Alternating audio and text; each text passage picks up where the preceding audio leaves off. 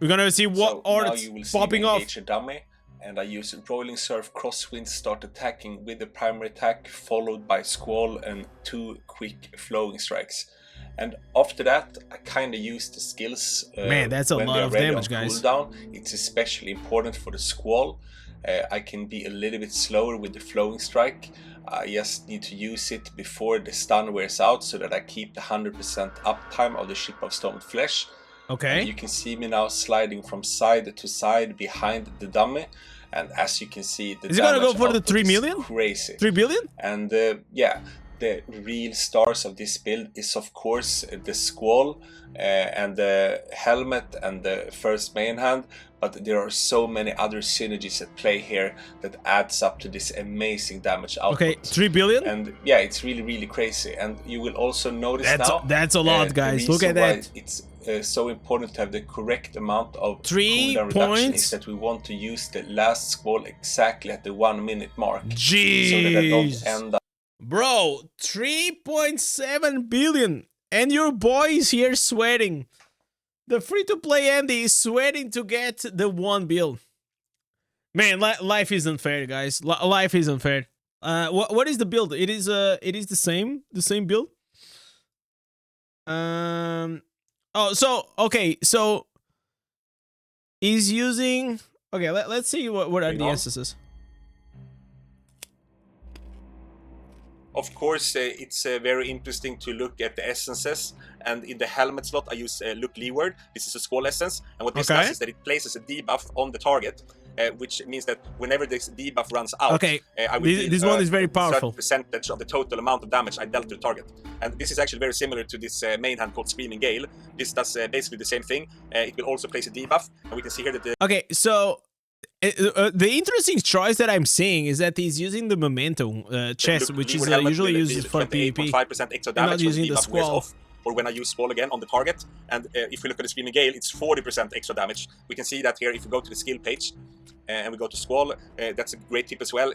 If you want to know what an essence is doing, a lot of information is missing from the essence text, so always go here on the skill page and you can see what it does.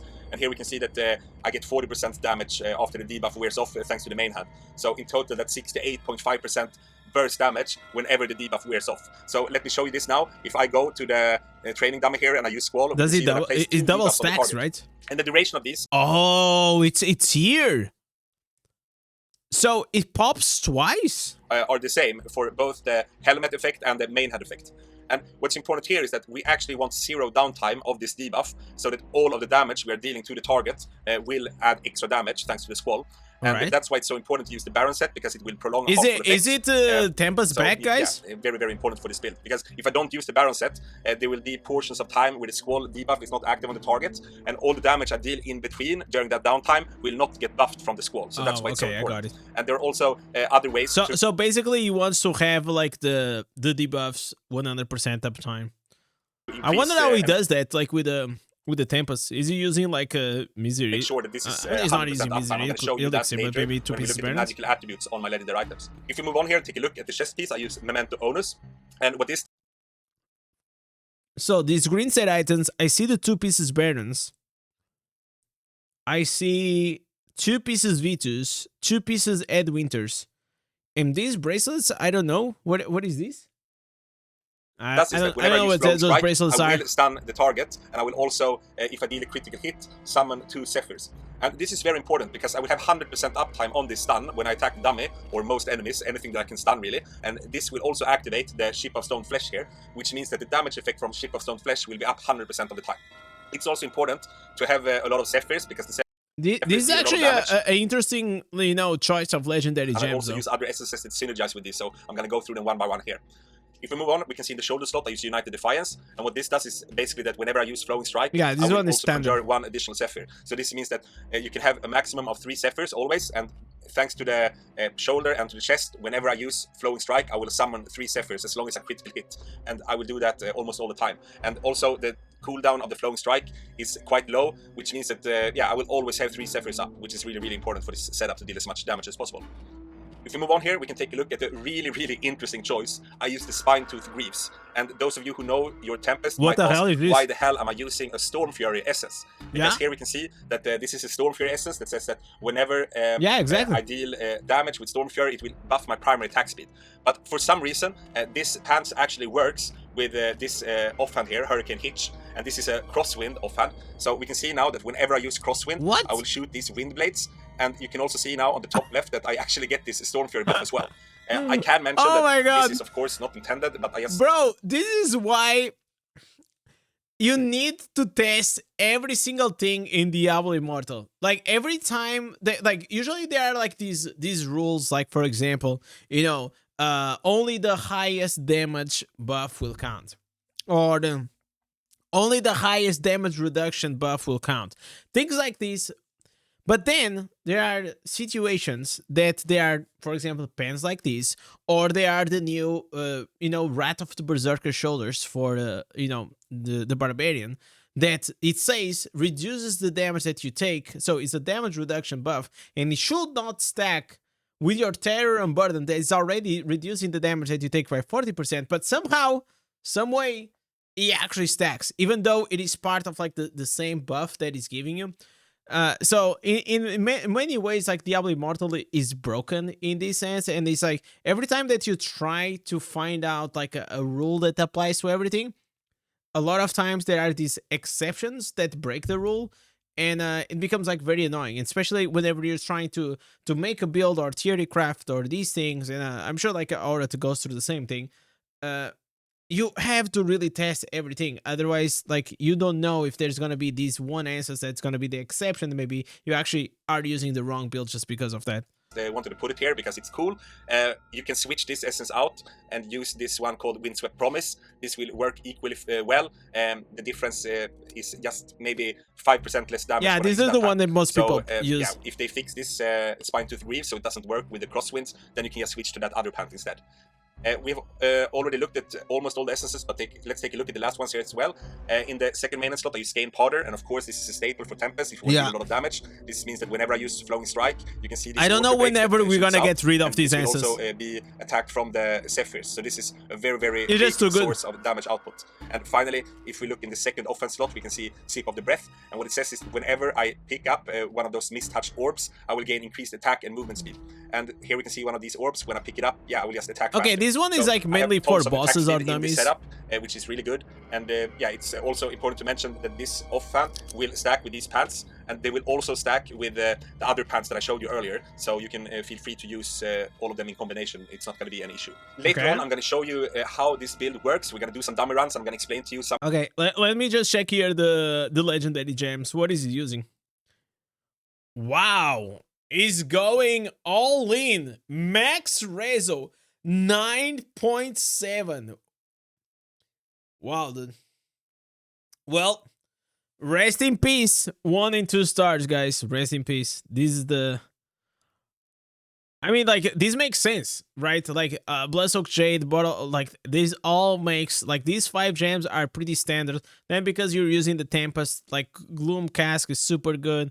Wolf Heart, super good. The only, you know, outsider that is probably like here, the chipped, but still because like he's using damage to loss of control, he's gonna apply the chip on with whenever he does like the momentum with the chest with the stun. The min-max optimal version that I'm using, and here we can see that I have a Bloodsoaked Jade, I have a Bottled Hope, I have a Colossus Engine, I have a Blood Flow, a Rolling Consequence, a Ship of Stone Flesh, and I have a rank 8 Gloom Cask and a rank 8 Wolf Fort. And of course, here I have to mention that some people, if they watch this video and see my damage output, they will think that, okay, of course I deal a lot of damage when I have these type of gems equipped, but if you pay close attention, I'm going to break down every single detail of this build, and you will understand how perfected almost everything is. And then you will understand that damage output has a lot to do with every single detail of your setup, and that's what I'm trying to teach you. Yeah, also like even though this is like a maxed out like max resonance, you know, setup, you can still replace with many gems, right? Like right now inside Diablo Immortal, we have so many options. You have like Fervent's Fang. You have now the Spectral Glass. You have even like the Berserker Eye. You have like Mother's Lament. You have like what, like Pain Clasp. There's like so many options that you can you can still use. For example, the Avox Bear. Right? Whenever you gonna dash, you're gonna get this attack speed and the damage. Like also Surging Sea. You have like Entropic. Well, like it never been such a great time to actually be free to play in this game, because you have actually so many options that you don't need to be, you know, maxed out like full 5 stars to do the maximum damage. But obviously, you know, if you are with the right setup and you have 5 stars and they are all maxed in with a high res, of course you're gonna do way more damage than free to play. In most of my videos. Let's move on and take a look at the Paragon I'm using as well. And yeah, before doing so, the general theme here is of course damage output. So back in the days, I always used a lot of 1-star and 2-star gems, but lately they have released a lot of strong 5-star gems. And unfortunately, I would have to say the top damage dealers now will be people with these. Yeah, in 2025 we had Colossus and we had Blood Flow. Like it's pretty much just slotted in, you know, to be like perfect gems. Then you have also the Wolf Art, extra damage, attack speed, crazy. High ranked 5-star gems. They are now just as strong as the 2-star and 1-star gems. So you can get great. I wonder that if he was not going to use the chipped, probably what gem will you actually use? Maybe he's going to. Because I don't think there's any other like really good 5-star that you can actually slot in instead of the chip, right? Probably you will have to go with something like maybe Fervent's Fang or something like that. Alder's Call? No fucking way. Like that's dog shit. Yeah, probably maybe a Fervent's Fang will actually work really well. Yes, effects from the 5-star gems, and this was not the case if we. Okay, on the Paragon, okay, this is like pretty standard. He's using the Overloaded for the attack speed. On the Familiars, he already has a crazy pet. Anything else? I kind of wanted to see the set items. That was the thing that I was kind of curious about. The Reforges, yeah, these are also pretty standard. On the cursed properties, 2 pieces of trophy and probably the Vex, because of the Zephyrs. What is he using? Is he in the tested or vexed? I can see. And what this does is that every 30 seconds. Oh yeah, this is the one. This is the vex one. That whenever you go into your attack, you're actually gonna have an increase of attack speed on your Zephyrs, which is like also pretty good. Then you have the runes. Obviously, is going with the godly ones. And where are the? Oh man. Okay, I guess I cannot find the. I mean, well, but I'm pretty sure like this is this what are the set items? I just cannot find. Oh, it's here! Finally, it's here. Change it for something else, but I will have 100% up. Okay, it's using the 2 pieces. Okay, 4 pieces Barons. Oh, I know what is he doing. So is going like all in on the damage loss of control for the dummy to boost his damage. This was like, you guys remember that whenever I actually use it on a wizard, was it on a wizard? Yeah, I think it was on the wizard, right? Was on the wizard or was it on something else? I don't know. It was like one of these classes that we were actually using, like the 4 pieces Baron with the 4 pieces Vitus, if I'm not mistaken. And it worked quite nicely, man. Quite nicely. So yeah, like this is crazy fucking damage, guys. I'm gonna link you guys the video if you guys still didn't watch Auroth's video. He always makes like banger content, and I'm glad to see him back. It's been a while since he actually made a video, right?